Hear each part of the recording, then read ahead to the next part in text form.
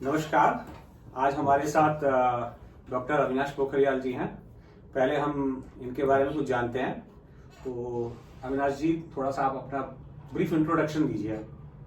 देखिए, मेरा जन्म पौड़ी गढ़वाल में, जो उत्तराखंड में है आज के, तब यूपी हुआ करता था। अच्छा। तो वहाँ पर हुआ और ठंडा प्रदेश है। उसके बाद फादर जो है उनका कानपुर एचपीटीआई में as a maths professor selection हुआ। अच्छा। तो पूरी फैमिली वहाँ शिफ्ट हुई। अच्छा। In the meantime mother उस समय गांव रहती थी, सारा घर का काम भी करती थी। घर के काम में आपका दूध निकालने से लेकर और गायों को चारे देने तक सब सम्मिलित था। अच्छा। हाँ, बहुत टफ वर्क किया है उस जमाने में। अच्छा, जैसे आपने बताया कि आप पौड़ी गढ़वाल में आपकी पैदाइश हुई थी जी। ये किस सन की बात होगी? ये सन 1972। 1972। जी। तो उस समय वहाँ पे उतने संसाधन भी नहीं होंगे? नहीं, बिल्कुल। हाँ? बिल्कुल बहुत एक्सट्रीम कंडीशन होगी। ओनली मतलब एक रोड बस जो बस से कनेक्ट कर दे शहरों को आपस में, बस कनेक्टिविटी बस एक रोड से थी, मेन रोड थी, दैट्स ऑल। अच्छा। बाकी घर से घर में भी जाना हो तो पहाड़ों से पहाड़ों पे ही जाते थे। अच्छा। बीच में ही रास्ता होता था, पहाड़ों के बीच में। तो जैसे पौड़ी गढ़वाल में आपका बर्थ हुआ है, तो वहीं पर ही आपकी आगे की एजुकेशन हुई? नहीं, हाँ। पौड़ी में जन्म हुआ। उसके बाद जो जब तक कानपुर आए फादर, तो 2 साल का मैं हो चुका था। अच्छा। फिर उसके बाद उनको DI मतलब दयालबाग इंस्टीट्यूट से ऑफर आया। अच्छा। वहाँ पर एसोसिएट प्रोफेसर के लिए।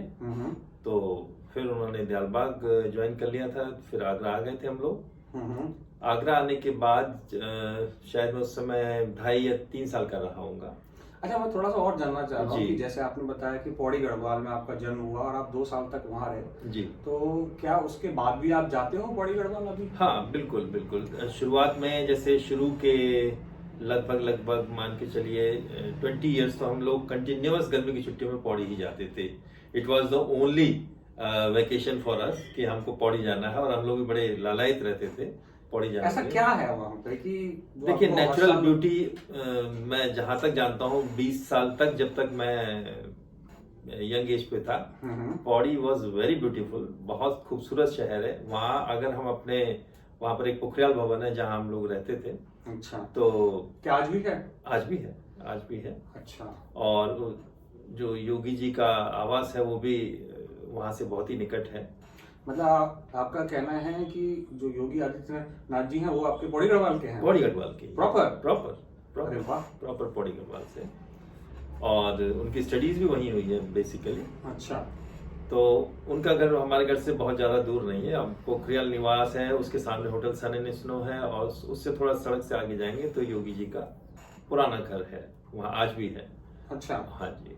तो 20 साल जब तक मैं गया, तो 20 इयर्स की एज तक तो पौड़ी बहुत खूबसूरत था। अभी मैं लेटेस्ट तो नहीं जा पाया, हालांकि आज भी नेचुरल ब्यूटी वहाँ बहुत है। लेकिन जैसे कि आप जानते ही हैं कि कॉलोनाइजेशन वो तो बहुत हो चुका है। देहरादून में भी बहुत हुआ है, तो पौड़ी में भी काफी हुआ है। अच्छा, कुछ यादें, कुछ मजेदार?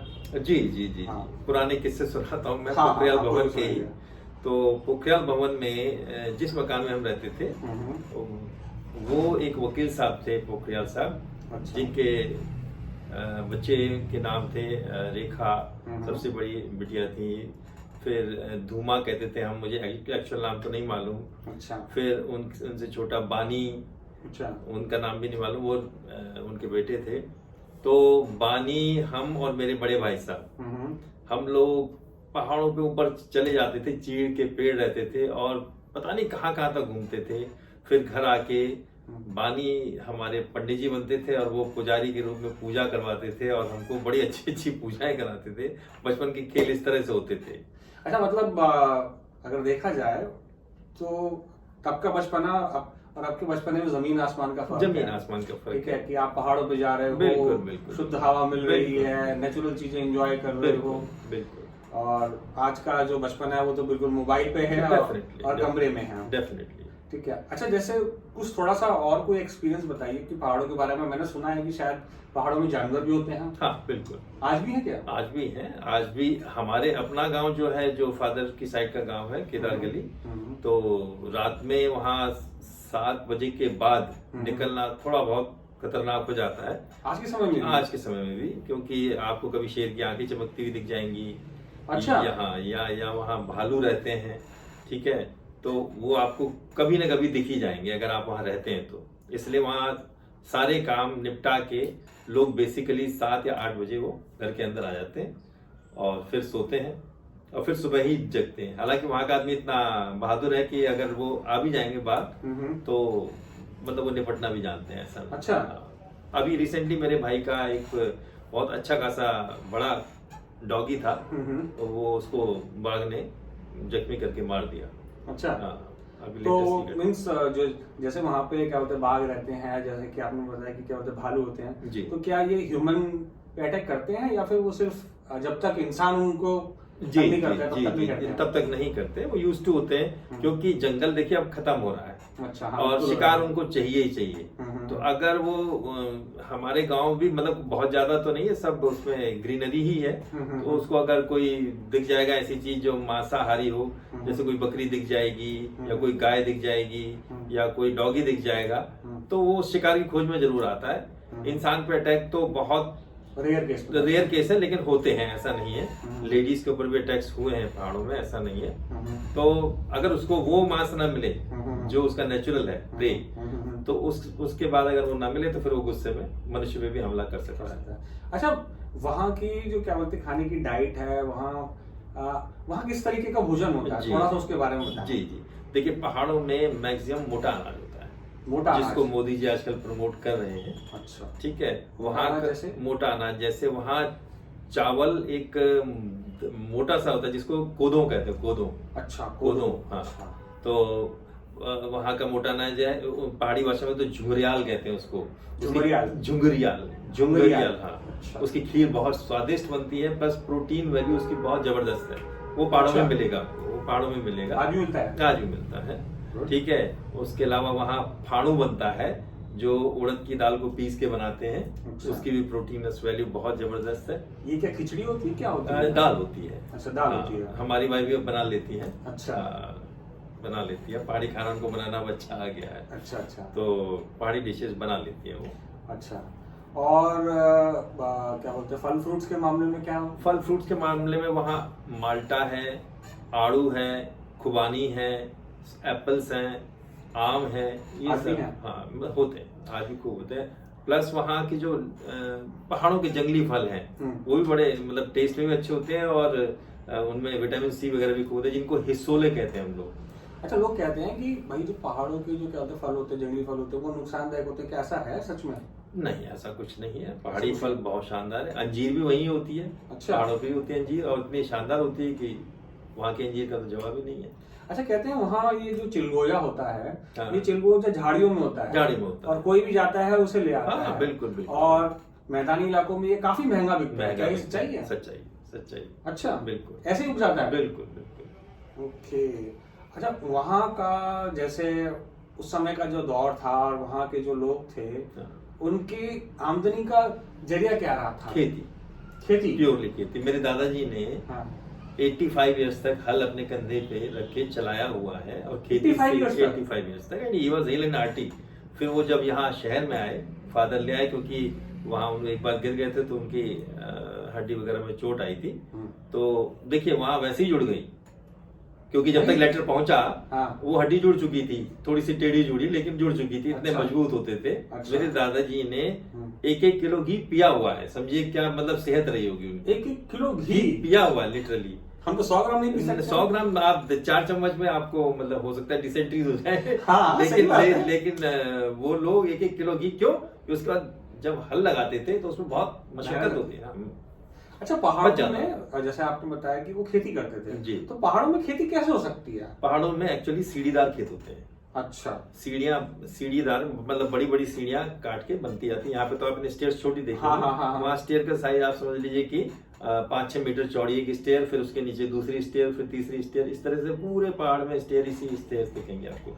अच्छा, पूरा स्टेयर केस टाइप आपको फील्ड मिलेगा पूरा। अच्छा। इस टाइप से होती है, तो एक खेत से दूसरे खेत, अच्छा एक खेत से दूसरे खेत जाने के लिए फिर रास्ता भी बड़े आराम से ढलान सी बना देते, तो वहां से बैल नीचे वाले खेत में भी उतर जाता है और फिर ऊपर वाले खेत में भी आ सकता है। अच्छा, तो आपका कहना है कि पूरा ये एक तरीके का सीढ़ीदार प्लस एक जगह से वो ढलान बना देते थे जिससे बैल नीचे भी उतर जाए। अच्छा, जैसे क्या बोलते हैं मैदानी इलाकों में जैसे वो मेड़ होती है, हाँ मेड़ जी, के हाँ बीच में से थोड़ा सा काट दिया जाता है, हाँ। और वहां से अपना बैल अपना निकल आता है। जैसे ये है हाँ। एक सीढ़ी है, फिर ये दूसरी सीढ़ी है, हाँ, तो तो यहाँ पे यहाँ रास्ता से बना कट दिया, दिया। बस नीचे कट कर दिया। ओके, अच्छा। इस तरह की वहाँ तो वहां पे जैसे आपने बताया कि जिस समय आपका जन्म हुआ था, तो वहां पे मेडिकल फैसिलिटीज वगैरह कैसी होती थी? मेडिकल फैसिलिटीज तो कम थी उस जमाने में, इसमें कोई मैंने दो सुना राय कि उस नहीं। जमाने में क्या बोलते हैं वैद वगैरह थे, और वो मतलब वैद्य लोगों का ज्ञान अच्छा था, वो नाड़ी देख के मतलब रोग का पता लगा लिया करते थे। हाँ, मैंने इसमें सुना कोई है कि दो राय वो नहीं क्या है। बोलते हैं नाड़ी को टच करके बिल्कुल बता वो ऐसे देते थे। नाड़ी टच करेंगे और वो उनकी जो पल्सेस हैं हाँ। वो देख के बता देंगे कि आपको बुखार है या दस्त है या खांसी है, कुछ भी है। हाँ। नाड़ी का पूरा रहता था। आयुर्वेद था उस जमाने में, मैक्सिमम आयुर्वेद ही था, और लोग कभी उन्हीं से इलाज करके उन्हीं स्वस्थ से रहते थे। स्वस्थ रहते। अरे वाह। बिल्कुल। अच्छा, कुछ जो आपके क्या होता है फेस्टिवल्स होते हैं, हाँ। थोड़ा सा उनके बारे में बताएंगे? मतलब पहाड़ियों में कौन कौन से फेस्टिवल होते हैं? पहाड़ियों में एक तो फूलदेई है, एक फेस्टिवल जो जिसमें जैसे ये जाड़ा खत्म होता है लगभग उस समय के करीब आता है। अच्छा, वसंत शुरू होता है। वसंत शुरू होने के लगभग पहले ही है। फूलदेई प्रोग्राम कहते हैं उसको, फूलदेई त्योहार।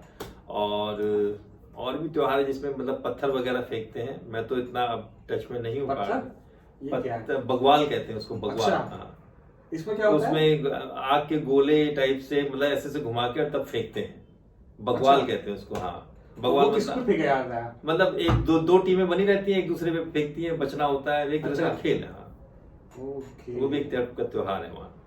ओके। अच्छा, मैंने सुना है कि वहाँ पे जैसे पहाड़ों में सामूहिक उत्सव खूब मनाया जाता है। बहुत मनाया जाता है, ये सच्चाई है? आज भी है। और जब तक हमारे गांव आबाद रहे, अब तो खैर नई पीढ़ी तो अब नौकरी पे शहरों में भी निकल गई, फॉरेन कंट्री में निकल गई। नहीं तो वहाँ प्रथा थी कि वहाँ जो दहेज जुटता था, अगर किसी घर में शादी है लड़की की, तो सारे परिवार जो पूरा एक परिवार एक गांव में रहता था, तो सारे परिवार से कुछ कुछ कंट्रीब्यूशन होता था, बर्तनों से लेकर किस सिलाई मशीन से लेकर इस का, और पूरी शादी बड़े धूमधाम से अहाते में हो जाती थी। मतलब ये है कि किसी गांव से किसी लड़की की शादी हो रही है तो अकेले सिर्फ उसके पिता की जिम्मेदारी नहीं, पूरे गांव की जिम्मेदारी है, पूरे गांव की जिम्मेदारी है। बहुत अच्छी प्रथाएं थी, बहुत तो बड़ी अमेजिंग चीज सुनने को मिली है। बहुत अच्छी प्रथाएं थी।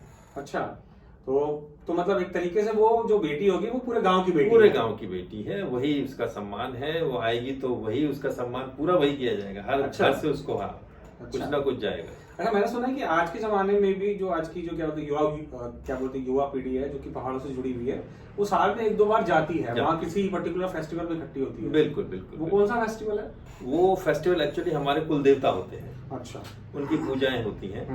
तो उसमें बड़ा अच्छा खासा एक कार्यक्रम होता है जिसमें जितने भी, जैसे वहाँ सपोज हम लोग पुखरियाल हैं, तो जितने भी पुखरियाल होंगे वो सब जुटेंगे उस गांव के। उनके जितने वंशज हैं वो सब इस समय जितने हैं जिंदा हैं मतलब, तो वो सब वहाँ जुटेंगे। खाना भी वही लोग बनाते हैं, पूरा एक उत्सव का माहौल रहता है। लड़कियां भी लगी रहेंगी खाने पे, जितने मर्द लोग हैं वो भी बाकायदा पूरी मेहनत करते हैं, मदद करते हैं उनकी। कोई ऐसा भेदभाव नहीं है कि औरतों ने काम करना है या मर्दों ने काम करना है, नथिंग। अच्छा, कहते हैं कि वो जो फेस्टिवल होता है वहाँ कोई ये नहीं देखा जाता कि कोई अमीर है, कोई गरीब है, कोई मेल है, कोई फीमेल है, सबको साथ में लगना पड़ता है। वहाँ अगर मुख्यमंत्री भी हैं पहाड़ में कोई, तो वहाँ उनको उतनी ही लाइटली लिया जाएगा जितना हम लोग आम आदमी को लेते हैं। अच्छा। नथिंग, मतलब कि वो कोई स्पेशल नहीं है। अच्छा। पहाड़ी कल्चर ये है। अच्छा, पहाड़ी कल्चर ये है। तो ये हमारे साथ हैं डॉक्टर अविनाश पोखरियाल जी। आगे इनसे हम और बातें करेंगे और ढेर सारी बातें जानने की कोशिश करेंगे। धन्यवाद। Thank you very much.